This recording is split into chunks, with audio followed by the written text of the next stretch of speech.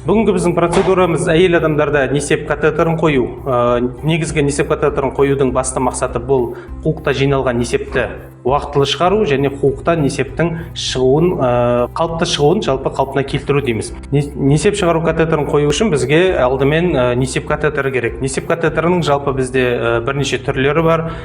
Нелатон катетері бар, темір катетерлер бар, және де қазіргі таңда ең кең қолданылатыны бұл бізде фолей катетері деп айтамыз. Сонымен қатар катетерлер бізде бір басты, екі басты және де үш басты болып бөлінеді. Әрқайсының өзіндік атқаратын функциялары бар. Яғни бір басты несеп катетерлері бізде тек қана қуықты тазарту үшін болса, екі басты катетерлер бұл қуықта катетердің ұзақ уақыт тұруын қамтамасыз етеді. Ал үш басты катетерлер бұл бізде қуықты тазартумен қатар қуыққа таза жолдар арқылы дәрі-дәрмектерді енгізу болып табылады. Енді несеп катетерлерін қоюда негізгі көрсеткіштер бұл қуықта несептің жүрмей қалуы, қуықты несептен тазарту, қуықты шаю, сонымен қатар қуық аймағына әртүрлі емдік дәрі-дәрмектерді жіберу болып табылады. Несеп катетерін қоюға қарсы көрсетілімдер бұл бізде уретраның жарылуы, несеп жолдарының жарақаттары, сонымен қатар простатит болуы мүмкін, әртүрлі несеп жолдарының жалпы аурулары кезінде қуыққа катетер қоюға тыйым салынады. Енді қуыққа катетер салу үшін бізге басты қажетті заттар ол біріншіден бізде жаңа айтып кеткеніміздей бұл катетер фолея, бізде екі басты катетер, яғни ұзақ уақытқа қою үшін қажет. Сонымен қатар пинцеттер, мақта шариктері, марлы салфеткілері, фурацилин ерітіндісі, сұйық вазелин ерітіндісі. Фурацилин ерітіндісі 5 мл немесе дистилденген су болып табылады. Латоктар қажет, және де несеп жинағыш қажет. Енді біз қуыққа катетерді орнатпас бұрын алдымен қолымызды гигиеналық деңгейде өңдеп, қолғабымызды киіп, несеп жолдарының, яғни дәретханасын орындауымыз қажет.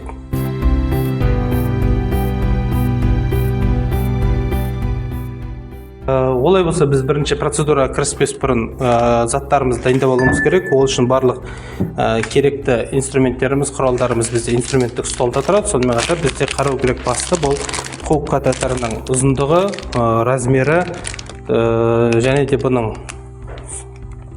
жарамдылық мерзімі және сыртында қаптаманың бұзылмағандығы және стерильділігін сақтағандығы. Енді процедураға кірісейік. Процедура кірісер алдында біз әуелі әйел пациентті алдымен кереуетке жатқызып, екі тізесін ашып, қажет болған жағдайда әйел адамды басқа пациенттерден бөлектеп, шиырмамен жауып алып, сосын барып пациентті жатқызып, астына арнайы пленканы төсеп, және пациенттің астына судынаны төсейміз.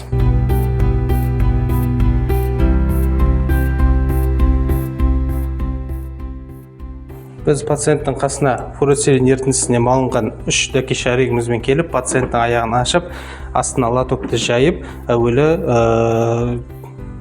несеп жолдарын жуып, шаю жолдарымен алсамыз. Ол үшін біз бірінші мақта шаригімізді алып, бірінші, екінші саусақ арқылы әйелдің үлкен жыныс еріндерін ашып, жоғарыдан төменге қарай, және фурацилин батырылған мақта шаригімен сүртіп өтеміз. Пайдаланған мақта шаригі бізде Б классына кетеді. Одан кейін екінші мақта шаригін алып, дәл солай уже кіші жыныс еріндерін жуып аламыз. Жуып сүртіп болғаннан кейін тоже Б классына тастап, және де үшінші мақта шаригін біздер молырақ батырылған фурацилин ерітіндісімен жыныс ерініне салып қоюымыз болады, немесе құю арқылы жуып шаюымыз болады. Ары қарай перчаткамызды ауыстырып, стерильді перчаткаға киіп, келесі процедураға кірісеміз.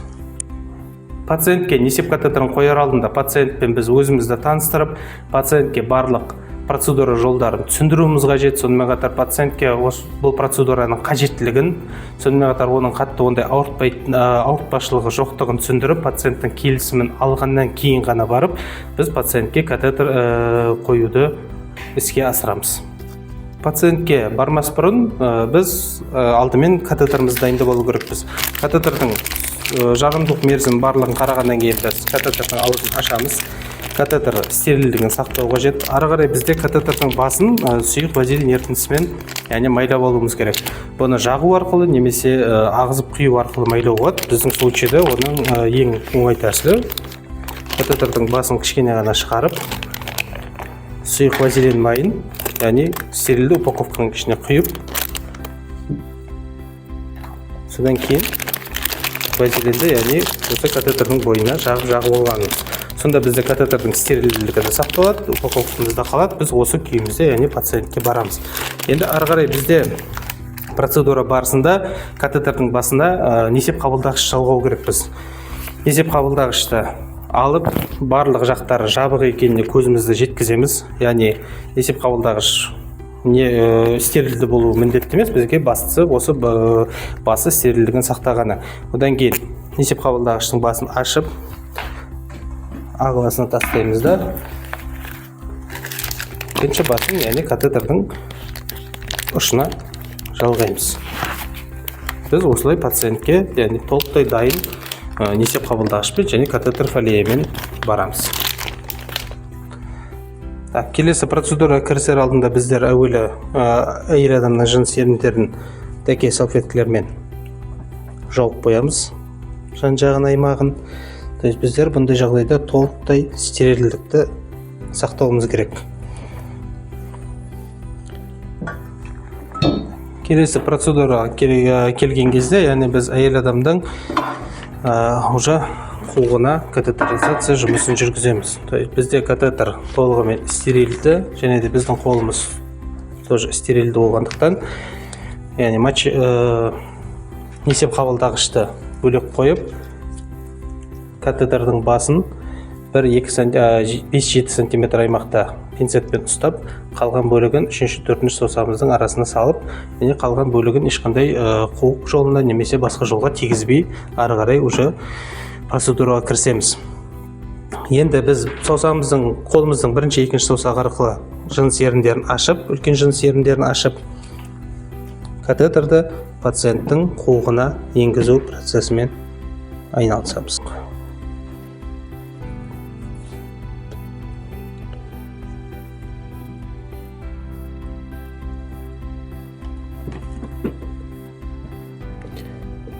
Катетерді әйел адамның несеп жолына жайменен біртіндеп енгізіп, бірінші несептің шыққанына дейінгі аймақта пациентке енгіземіз. Несеп шыққаннан кейін бізге әлі екінші басы ену үшін әлі 1-2 сантиметрге ары қарай енгіземіз.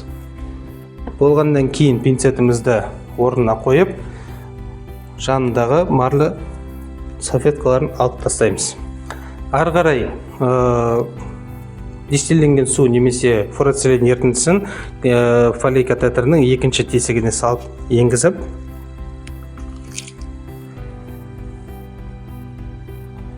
толықтай жібереміз. Болғаннан кейін біз катетерді өзімізге қарай тартып, оның нық тұрғанын, яғни ешқандай түсіп кетпейтінін көзімізді жеткізгеннен кейін барып қана несеп жинағышты пациенттің аяғына немесе кереуеттің жанына бекітеміз. Процедуралар аяқталғаннан кейін біз катетерді пациенттен алу үшін дәл сол шприцті катетердің екінші тесігіне енгізу арқылы ішіндегі сұйықтықты немесе фурацилин ерітіндісін полностью суырып аламыз. Болғаннан кейін марлы дәке салфеткасын катетерді орап отырып, жайменен өзімізге қарай тартып суырып аламыз.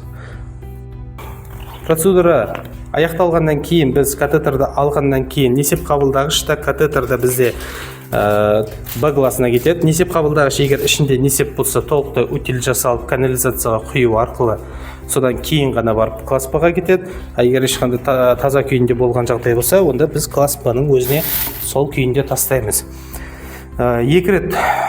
Екі рет немесе одан көп рет қолданатын пинцетіміз, латогымыз, басқа заттарымыз бізде дезинфекциялауға арналған ыдысқа саламыз.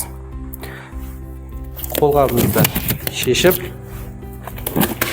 Б классына тастап, пациенттің жағдайын бақылай отырып, процедурамызды аяқтаймыз.